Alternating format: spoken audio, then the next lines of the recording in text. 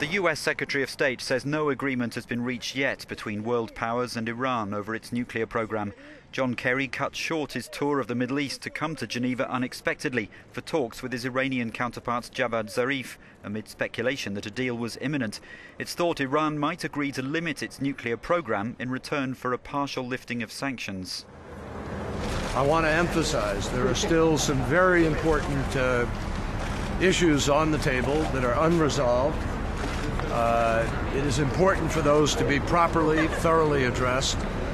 I want to emphasize there is not an agreement at this point in time, but the P5 is working hard.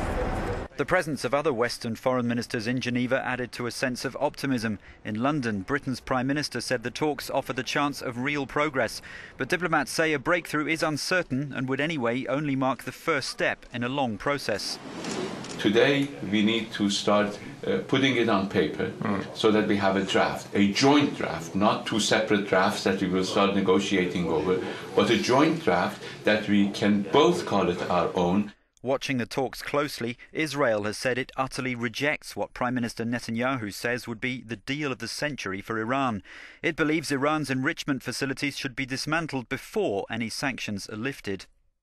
Our correspondent in Geneva says there's a sense here that these talks are shifting into a final phase, with a series of individual bilateral meetings between Iran and the other foreign ministers.